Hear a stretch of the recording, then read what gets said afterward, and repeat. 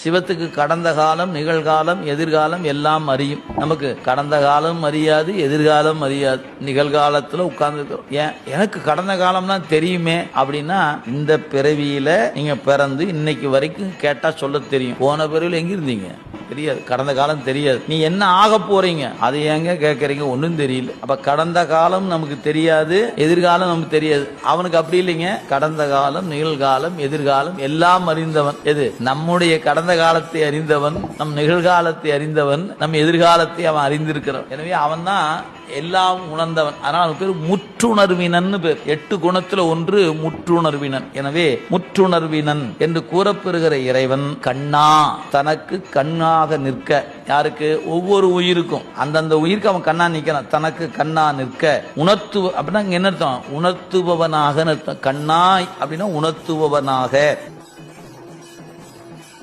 சிவத்துக்கு கடந்த காலம், நிகழ்காலம், எதிர்காலம் எல்லாம் அறியும். நமக்கு கடந்த காலம் அறியாது, எதிர்காலம் அறியாது. நிகழ்காலத்துல உட்கார்ந்து இருக்கிறோம். ஏன் எனக்கு கடந்த காலம் தான் தெரியுமே அப்படின்னா, இந்த பிறவியில நீங்க பிறந்து இன்னைக்கு வரைக்கும் கேட்டா சொல்ல தெரியும். போன பிறவில எங்க இருந்தீங்க தெரியாது, கடந்த காலம் தெரியாது. நீ என்ன ஆக போறீங்க அதை ஏங்க கேட்கறீங்க, ஒன்னும் தெரியல. அப்ப கடந்த காலம் நமக்கு தெரியாது, எதிர்காலம் நமக்கு தெரியாது. அவனுக்கு அப்படி இல்லைங்க. கடந்த காலம், நிகழ்காலம், எதிர்காலம் எல்லாம் அறிந்தவன். எது? நம்முடைய கடந்த காலத்தை அறிந்தவன், நம் நிகழ்காலத்தை அறிந்தவன், நம் எதிர்காலத்தை அவன் அறிந்திருக்கிறான். எனவே அவன் தான் எல்லாம் உணர்ந்தவன். அதனால பேர் முற்றுணர்வினன் பேர். 8 குணத்துல ஒன்று முற்றுணர்வினன். எனவே முற்றுணர்வினன் என்று கூறப்பெறுகிற இறைவன் கண்ணா, தனக்கு கண்ணாக நிற்க.